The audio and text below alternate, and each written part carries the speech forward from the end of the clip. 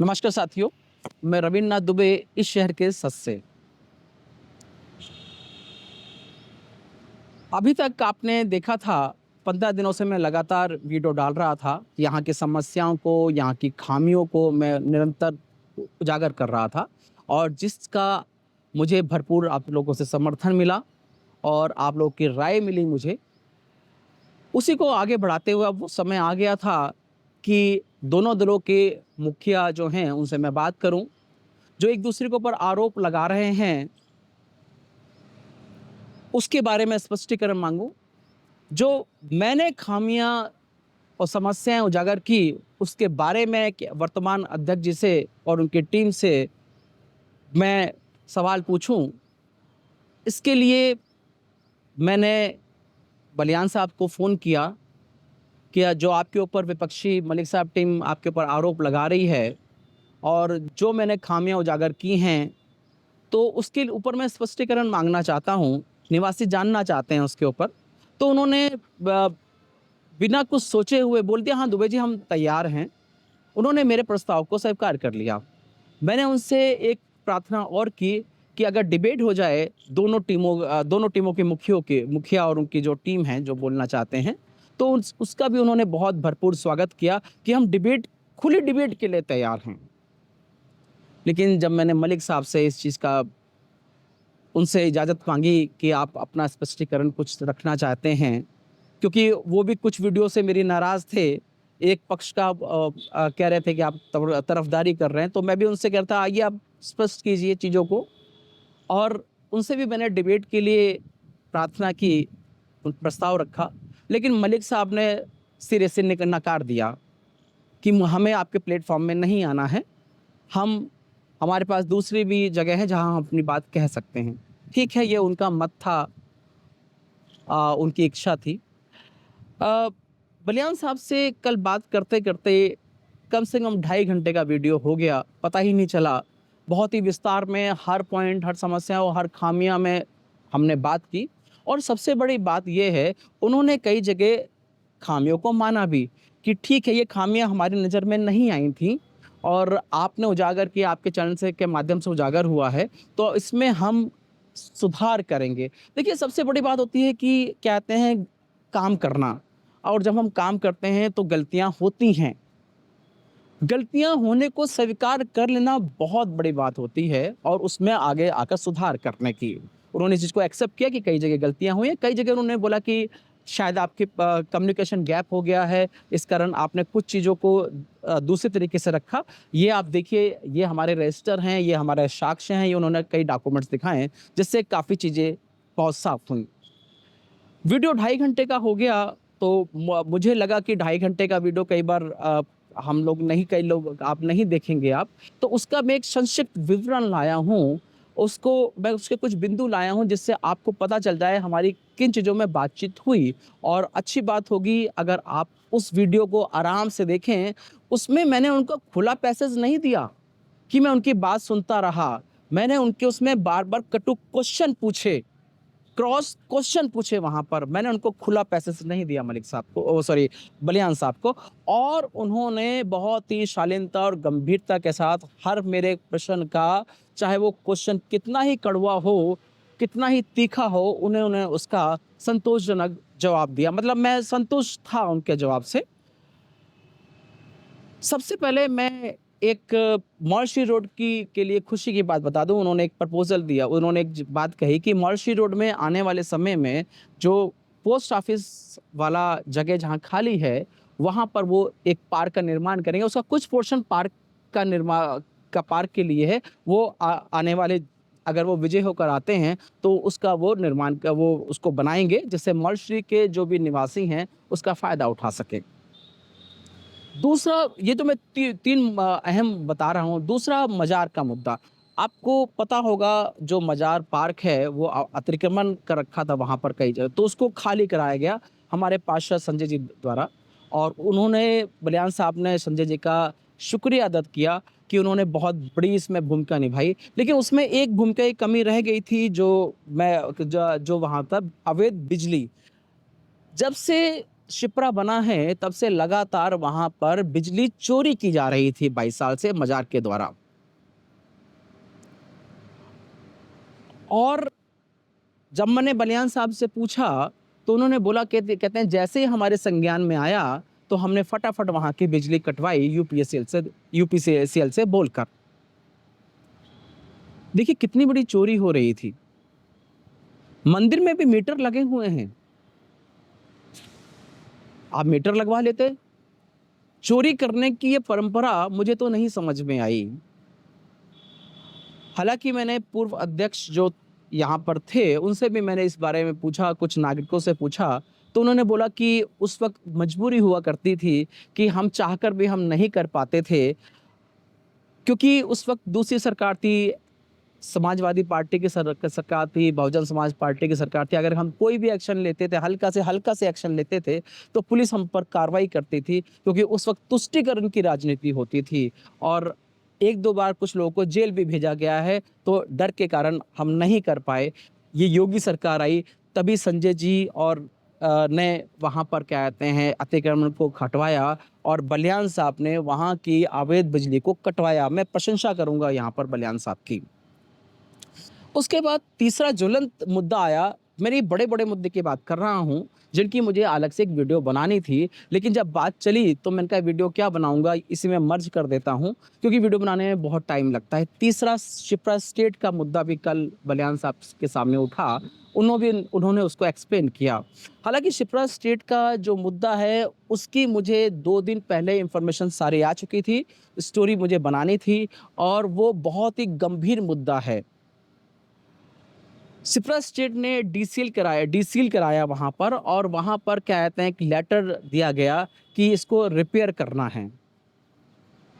लेकिन रिपेयर के नाम से अंदर दुकानें बना दी गई। उसका मैप मेरे पास है, पूरा मैप मेरे पास है। मेरे पास अज्ञात सूत्रों के द्वारा देखिए मैं आपको बता दूँ, जब भी हम क्या कहते हैं जैसे मैंने पहल की ये इस यूट्यूब के माध्यम से आपके पास खबर लाने की, तो जो निवासी होते हैं जागरूक हो जाते हैं। फिर वहाँ से क्योंकि उनके पास प्लेटफ़ॉर्म नहीं होता कहीं बोलने का, तो मेरे पास अपने आप खबरें आने लगती हैं। कुछ खबरें हाँ, जब जुटाना शुरू करता हूँ, तो वो लोग भी पहल करते हैं, देखते हैं कि हाँ, ये आदमी सही है, इसके पास हम खबर तो मेरे पास अज्ञात सूत्रों से बहुत सटीक खबर आई कि कुछ यहाँ के नेता जो एओए में हैं, प्रबंधन में, मतलब जो पार्टिसिपेट, ये नहीं कह रहा कि क्या कहते हैं जो प्रबंधन में पार्टिसिपेट करते हैं, उनमें एक दो नेता के नाम आए, नाम उजागर नहीं करूंगा मैं, और कुछ आउटसाइडर हैं इसके अंदर जो पूरा जोर लगा रहे हैं इसको हत्याने का, कब्जाने का। देखिए कब्जाना वर्ड में इस कारण बोल रहा हूँ, हालांकि कब्जाना मुझे नहीं बोलना चाहिए, क्योंकि जगह शिप्रा स्टेट की है, इसमें कोई दो राय नहीं है। कल को इसमें दुकानें भी बनेंगी, उसको भी कोई नहीं रोक पाएगा। बात पता है क्या है, यहाँ पर बात परमिशन की थी, क्योंकि शिप्रा स्टेट इसके बदले में 2 से 3 करोड़ रुपए दलाली दे रहा है कि किस तरह बन जाए, क्योंकि एओ ने परमिशन नहीं दी। एओ ये चाहती थी, इससे पहले भी चाहती थी कि कुछ शिप्रा स्टेट करे हमारे लिए, हमारे यहाँ पर उसने हैंडओवर नहीं किया तो हमें कुछ पैसा दे, लेकिन किसी कारणवश समझौता नहीं हो पाया। तो जो शिप्रा स्टेट है अब दूसरे रास्ते से लाना चाहती है, आउटसाइडर और कुछ लोगों को इन्वॉल्व कर लिया है कि किसी तरह यहाँ दुकानें बन जाए, और जो लोग इन्वॉल्व हैं उनको 2 से 3 करोड़ रुपए दलाली के चक्कर में हैं, और हम लोग मिडिल क्लास है, हमारे लिए 2 से 3 करोड़ बहुत होते हैं, और दलाली लेकर वो नेता लोग यहाँ से एक दिन गायब हो जाएंगे। तो हमें सावधान रहना है, हमें उन लोगों को चुनकर लाना है जो ईमानदार हैं, सही हैं, जो ना बिक सकें। एक बार बिक चुके हैं, जिस कारण साया बन गया। तो एक ये भी मुद्दा था, तो मैं इसकी अलग वीडियो ला रहा था। इसका मैप है, मैं आपको शेयर कर दूँगा मैप कभी। पूरा मैप मेरे पास आ चुका है। 8 दुकानें बन रही हैं और उनके पार्टीशन हो चुके हैं, शटर लगने बाकी हैं। लेकिन मैं प्रशंसा करूँगा, बलियान जी ने इसको रुकवाया, आगे नहीं बढ़ने दिया। अगर आगे बढ़ जाता तो दुकानें तो मैं कह रहा हूँ बननी है, इसमें 2 राय नहीं, शिप्रा स्टेट की जगह है। लेकिन जो शिप्रा स्टेट को हमारी सोसाइटी को पैसे देने चाहिए थे, वो दलालों के पास चले जाते। तो इस चीज़ को आगे ध्यान रखिएगा, ये बहुत बड़ा मुद्दा बनेगा और हमें एओए के अंदर सही लोगों को लाना है, ईमानदार लोगों को। वो आपने देखना है, कौन नहीं है। मैं इसमें टिप्पणी नहीं करूँगा। उसके बाद जो विपक्ष आरोप लगाता आया है कि हमें मतलब मलिक साहब एंड टीम कि हमें मीटिंग में नहीं बुलाया जाता था, हमें जो टेंडर की जो कॉन्ट्रैक्ट की कार्रवाई हुआ करती थी उसमें शामिल नहीं किया जाता था। उसके मुझे बलियान साहब ने पूरे रजिस्टर दिखाए, उसमें साइन दिखाए सभी के, और हर चीज़ उन्होंने दिखाया मुझे। आप देखेंगे वीडियो को, सिस्टमैटिक तरीके से उन्होंने बना रखा है। कहते हैं हमने मैसेज भी करते थे, इन्फॉर्म भी करते थे, लेकिन वो नहीं आते थे। तो इस चीज़ का उन्हें स्पष्टीकरण दिया और ये अच्छी बात होती है अगर मलिक साहब एंड टीम भी मान जाती। एक डिबेट के लिए तो आमने-सामने बात हो जाती। क्योंकि यहाँ पर जो बलियान साहब मुझे कागज़ दिखा रहे थे, देखिए कागज़ दस्तावेज़ एक बहुत बड़ी चीज़ होती है किसी की पुष्टि के लिए। अगर हम कागज़ को नकार रहे हैं, तो हमें आमने-सामने की डिबेट करनी चाहिए थी। हमें किस चीज़ का डर था कि हमने आमने-सामने की डिबेट को नकार दिया। देखिए प्लेटफ़ॉर्म कोई भी हो, कोई छोटा-बड़ा प्लेटफ़ॉर्म नहीं होता। ये जो मैंने चैनल बनाया है, ये मैंने अपनी रोज़ी-रोटी के लिए नहीं बनाया है। कई बार कुछ लोग बोलते हैं जी आप क्या कहते हैं टीआरपी, अरे मुझे नहीं चाहिए, ये रोज़ी-रोटी के लिए नहीं है, ये समाज के लिए बना रखा है। जब मुझे मीडिया के लोग धक्के मार कर निकाल देते थे, जब मेरी बात नहीं सुनते थे, जो मैं खबरें देता था, खबरें नहीं करते थे, तो मुझे मजबूरी में बनाना पड़ा। और जब मैंने बनाना शुरू किया, तो नेचुरल है अपनी सोसाइटी को तो मैं लेकर चलूँगा जहाँ मैं रहता हूँ, जहाँ हमारे बाद हमारे बच्चे रहेंगे। तो मेरा फ़र्ज़ है सुधार करना यहाँ का। तो मैं नहीं समझता कि हम ये सोचें कि अरे उनके प्लेटफ़ॉर्म में नहीं जाएँगे। मैं मैं कोई रिपोर्टर नहीं हूँ, कई बार लोग मुझे रिपोर्टर बोलते हैं, रिपोर्टिंग बिल्कुल नहीं करता रिपोर्टिंग, मैं सामाजिक कार्यकर्ता हूँ। आप यार रिपोर्टिंग को कम समझते हैं क्या? जुम्मे-जुम्मे 20 दिन से तो मैं क्या कहते हैं वीडियो डालना शुरू किया है। मुझे कहाँ की रिपोर्टर की पदवी दे रहे हैं सर, इतनी बड़ी पदवी मत दीजिए, मैं उसके काबिल नहीं हूँ। कहाँ लोग 10-10, 20-20 साल से कार्य कर रहे हैं। मेरे को 10-20 दिन नहीं हुए काम करते, तो मैं आपसे गुज़ारिश करूँगा कोई मुझे रिपोर्टर ना बोले, पत्रकार ना बोले, मैं सामाजिक कार्यकर्ता हूँ, बस माइक उठा लिया है मैंने। अब इसको कभी नीचे नहीं रखूँगा मैं। उसके बाद हमारे पास मैंने उनसे उपलब्धियाँ पूछी कि आपने क्या कार्य किए, तो उन्होंने बताया कि यहाँ पर अर्थिंग नहीं थी, वाक़ई अर्थिंग नहीं थी, अर्थिंग का कार्य किया उन्होंने, ये भी एक बड़ा कार्य था। मतलब सीधी-सी बात है अगर पीछे के प्रबंधन ने कुछ नहीं किया और वो अब किया जा रहा है, तो कार्य तो माना जाएगा उसको, एक उपलब्धि तो मानी जाएगी।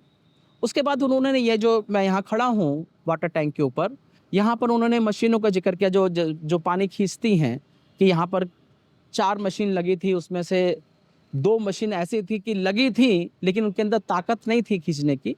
तो उन्होंने इसका जो क्या कहते हैं मशीन थी वो 8 लगाई कि कल को क्या कहते हैं कोई मशीन खराब होती है तो बैकअप मिल सके। ये नहीं हो कि पानी रुक गया, कि यहाँ पर इतनी सारी संख्या रहते हैं, जनसंख्या है यहाँ पर हमारे यहाँ निवासी, त्राहिमाम मच जाएगा, तो उसका उन्होंने बैकअप तैयार किया। उन्होंने मुझे एक चीज़ इसमें ये भी बताई कि जब वो यहाँ पर काम कर रहे थे, तो पाइप के अंदर प्लास्टिक की बोतलें पाई गई। हालाँकि ए.के. सिंह साहब का जब हम इंटरव्यू ले रहे थे, तो उन्होंने भी इस चीज़ का ज़िक्र किया था। मतलब सिस्टम को फ्लॉप करने की, फ़ेल करने की किसकी मंशा थी, होंगे कोई लोग और इसी चीज़ को दूर करने के लिए बलियान साहब ने क्या किया, यहाँ पर रोक लगा दी कि कोई भी आउटसाइडर बिना रजिस्टर में साइन किए हुए नहीं एंट्री लेगा। मतलब मैं फिर आपको बोलूँगा, जो पीछे नहीं हुआ और अब हुआ है वो उपलब्धि कहलाएगी, चाहे छोटी हो चाहे बड़ी हो। उसके बाद उन्होंने लाइट का ज़िक्र किया। कई ऐसी, अगर आप वीडियो को ध्यान से देखें तो उन्होंने कई उपलब्धियां गिनाई हैं और वो नज़र भी आई हैं। ऐसा नहीं है, हम ये नहीं कह सकते कि देखिए एक बहुत बहुत बड़ी बात होती है समाज के लिए समय देना। हमें लगता है, कहते हैं कि यार बड़ा आसान है। आप 1 घंटा देकर देखिए रोज।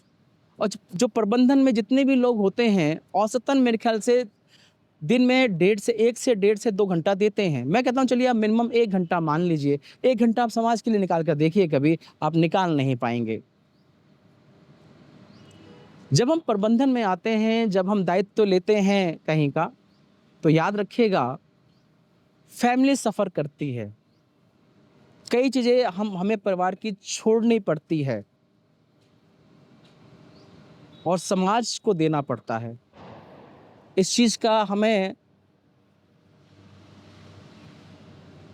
उनको सराहना देनी पड़ेगी, प्रशंसा करनी पड़ेगी। जितने भी लोग हैं, चाहे पक्ष के हों चाहे विपक्ष के हों, अगर वो काम कर रहे हैं तो। और भी कुछ उपलब्धियां उन्होंने गिनाई जो दिखी भी। अच्छा, एक और मुद्दा आया जो मैंने भी समस्या उठाई थी, एसआर एंटरप्राइजेस का मेंटेनेंस का। मेंटेनेंस जो एसआर एंटरप्राइज है, उसका मैंने उसकी कार्यस्तानी बताई थी, उस महालूट की है उसने। और मैंने उनसे पूछा भी, इस तरह की एजेंसीज हमारे यहाँ रहनी ही नहीं चाहिए।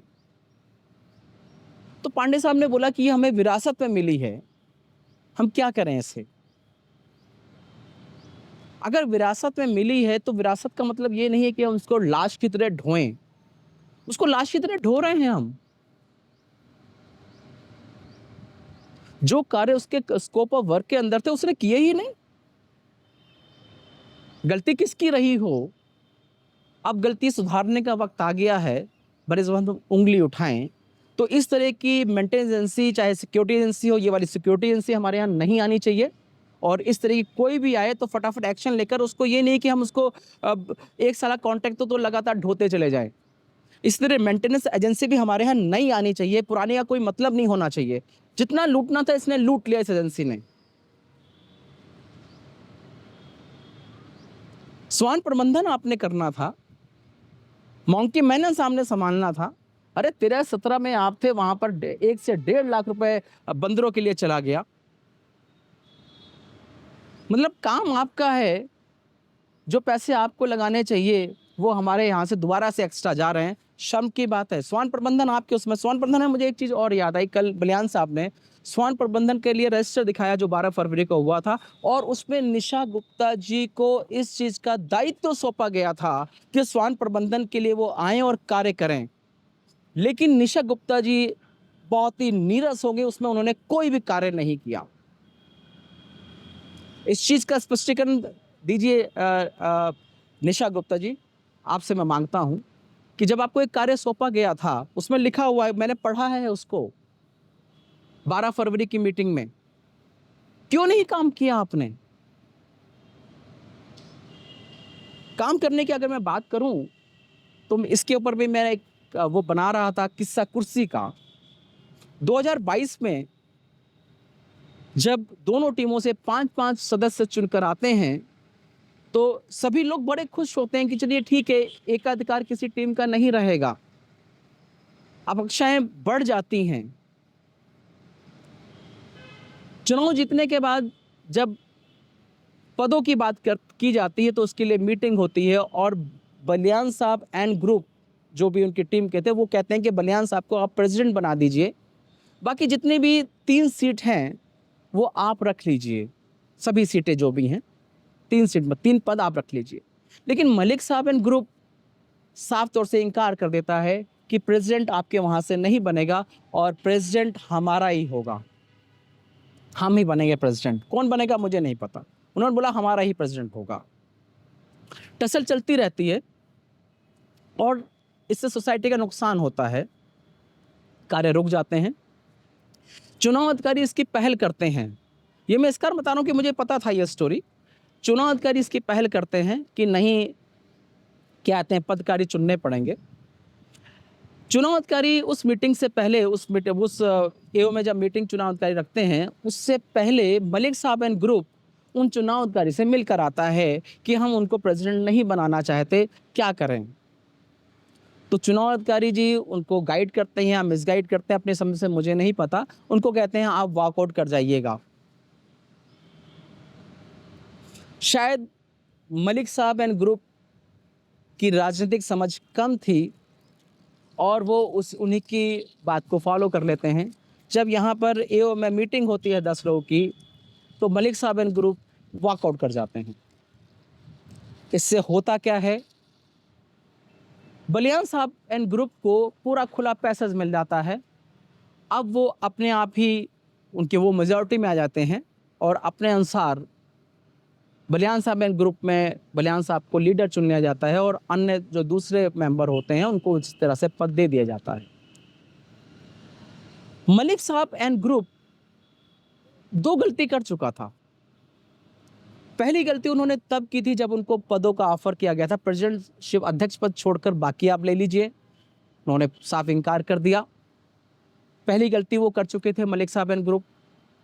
दूसरी गलती तब उन्होंने की जब वॉकआउट कर गए, और जैसे ही उन्होंने वॉकआउट किया, मैं भी उनकी टीम का सदस्य होता था 2022 में। जैसे ही जिस दिन उन्होंने वॉकआउट किया, उसी दिन मैंने उनकी टीम से नाता तोड़ लिया कि वॉकआउट करने से आपने क्या किया, बलियान साहब एंड टीम को खुला पैसेज दे दिया। मैंने एक पीछे एके सिंह साहब का एक इंटरव्यू लिया था, उसमें मैंने बोला था कि बलियान साहब ने मन मर्जिया की, मनमानियाँ की। तो एके सिंह साहब ने बोला कि एक चीज़ बताइए दुबे जी, जब विपक्ष होगा ही नहीं और जो काम कर रहा होगा उसकी हर चीज़ मनमानियाँ लगेंगी। विपक्ष अपनी भूमिका निभाता ना, अगर उनको लग रहा था, अगर कोई गलती कर रहा है, आपको लग रहा है कि, तो विपक्ष को भूमिका निभानी चाहिए थी। तीसरी बड़ी गलती क्या कहते हैं मलिक साहब एंड टीम की तब हुई जब उन्होंने विपक्ष की भूमिका ईमानदारी से नहीं निभाई। सिर्फ ये बोला उन्होंने, हम मीटिंग में जाते थे, हमारी बात नहीं मानते थे। अगर आपकी बात नहीं मान रहे थे तो मैं उनका, हालांकि मलिक साहब को कई बार बोला कि अगर आपकी बात नहीं मानते तो आप धरना दे दीजिए, आप सत्याग्रह कीजिए। लेकिन मुझे नहीं पता वो किस तरह की राजनीति करना चाहते थे। उन्होंने इस तरफ बड़ी निरस्ता दिखाई। निरस्ता दिखाने का मैं कारण जानता हूँ। देखिए, लीडर 2 तरह के होते हैं, एक बना दिए जाते हैं, एक लीडर बनता है। जो बना दिए जाते हैं ना, तो उनको क्या कहते हैं, आधारभूत चीज़ें पता नहीं होती कि संघर्ष किस तरह करना है। मलिक साहब 2019 में की बात, मलिक साहब, बुधुरिया साहब लीडर बना दिए गए थे, लीडर थे नहीं वो लोग। 4 साल वो रहे नॉमिनेटेड थे। 2022 में जीत कर आए थे वो। लेकिन जब आप आधारभूत नेता है ही नहीं, आप जबरदस्ती नेता बनाए गए थे, तो आपको पता ही नहीं कि संघर्ष कैसे किया जाता है, कैसे अपने अधिकार को खींचा जाता है अगर नहीं मिल रहे।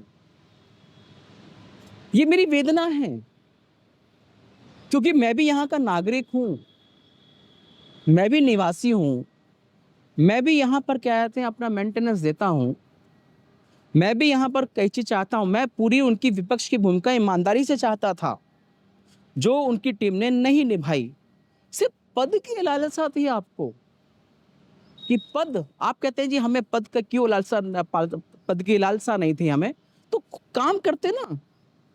अगर काम करते तो आज आप खुलकर बोलने वाले होते। आप, मेरे ख्याल से, जहां तक मेरा अनुमान, मैं देख रहा हूं कि आपने बलियान साहब की टीम के बनने के बाद इंतजार किया अगले इलेक्शन का, कि अगला इलेक्शन आए और हम मेजॉरिटी में आए।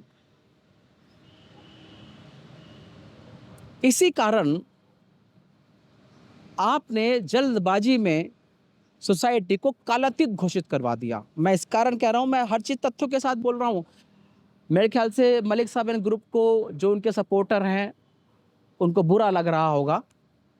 अच्छा, ये जो सपोर्ट की बात करता हूँ ना, तो एक टीम के लोग, एक सपोर्टर हार्डकोर, टीम के लोग 10 हो गए, हार्डकोर सपोर्टर हो गए 10 से 15 लोग, इससे ज़्यादा नहीं होते। मतलब इन 25 लोगों को खुश करने के लिए मैं चाटुकारिता करूँ और वहाँ मेरे पास 2000 नागरिक हैं, उनके साथ में क्या कहते हैं अन्याय होगा। 25 से 30 से ज़्यादा कहते हैं हार्डकोर सपोर्टर नहीं होते हैं, बाकी आम नागरिक होते हैं। मैं आम नागरिक की बात कर रहा हूँ, मैं भी आम नागरिक हूँ। मतलब आपने 18 मेरे पास मैंने लेटर देखा, वो 19 तारीख को आपने वहाँ पर लेटर दिया और जो डीआर साहब थे उनको गलत तथ्यों से अवगत कराया। देखिए, बहुत आम सी बात होती है, इलेक्शन हुए उसके 2-3 दिन के अंदर क्या कहते हैं बैठक होती है, पद ग्रहण होते हैं, काम शुरू हो जाता है। हमारी सोसाइटी के अंदर ही यूनिक चीज़ हुई थी, उस वक़्त की महीना हो गया था, महीना डेढ़ महीना हो गया था, महीना के लगभग हो गया था और हमारे यहाँ गठन ही नहीं हुआ था किसी पद का। तो जब आप क्या कहते हैं डीआर साहब के पास गए, तो आपने 18-12 तारीख 18/12/2023 दिखाया कि उस दिन कार्यकाल खत्म हो गया।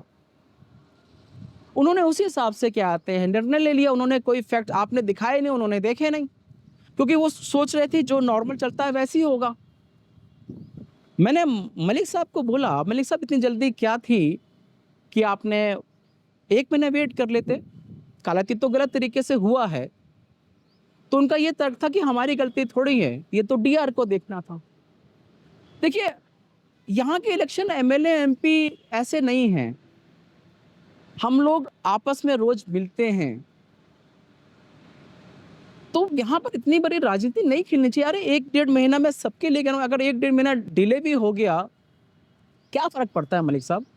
4 साल तो आप भी रहे ना, करवा लेते, अगर आपकी इच्छा थी तो इलेक्शन करवा लेते आप।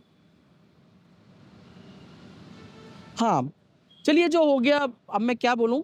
मैं तो यही बोलूँगा विपक्ष की भूमिका आपको अच्छे तरीके से आप पाँचों को निभानी चाहिए थी, लेकिन आप पाँचों घर में बैठ गए और सिर्फ़ दिखाने के लिए, विंडो ड्रेसिंग के लिए बीच-बीच में व्हाट्सएप कर दिया करते थे। एक चीज़ और मेरे संज्ञान में आई कि जब मलिक साहब 2019 में थे, तो 50 लाख रुपए, देखिए वहाँ बैंक बंद नहीं हो गए थे। अप्रैल, मई, जून में थे, उसके बाद सब खुल गया था। 50 लाख रुपए करंट अकाउंट में पड़ा रहा, उसकी एफडी नहीं कराई गई और वो नुकसान सोसाइटी ने झेला। मतलब हम इतने लापरवाह हो गए। पद में बैठने के बाद हमने देखना ही बंद कर दिया चीज़ों को। उसके बाद एक संज्ञान में मामला और आया कि 25 लाख का हमें जो जीएसटी था वो रिटर्न होना था, इनपुट बोलते हैं उसको, रिटर्न होना था, लेकिन कोई संज्ञान नहीं लिया गया।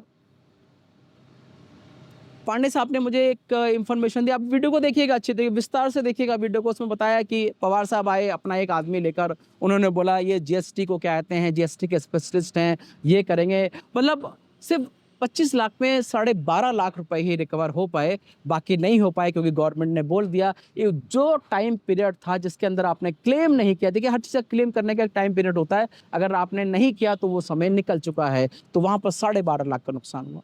हम मजाक करने आते हैं यहाँ पर, हम पद के रिसोर्सेज का गलत यूज करने आते हैं। पद के रिसोर्सेज के बारे में बोलता हूं मैं आपको।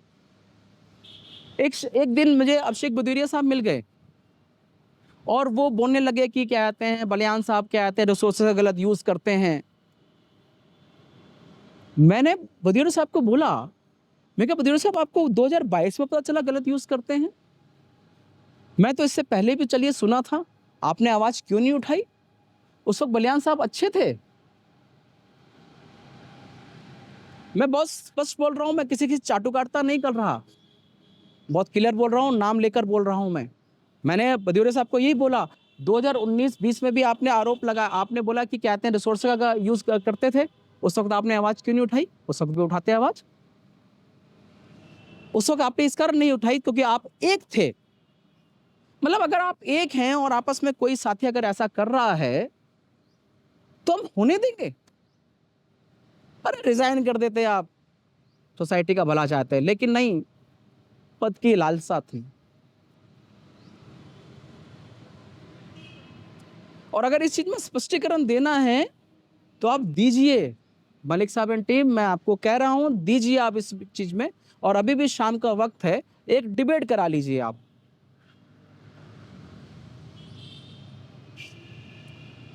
साथियों, अभी के लिए इतना ही। वीडियो बहुत लंबी थी। बलियान साहब की 2.5 घंटे तक मेरी बातचीत हुई, हर चीज़ में विस्तार से बातचीत हुई है।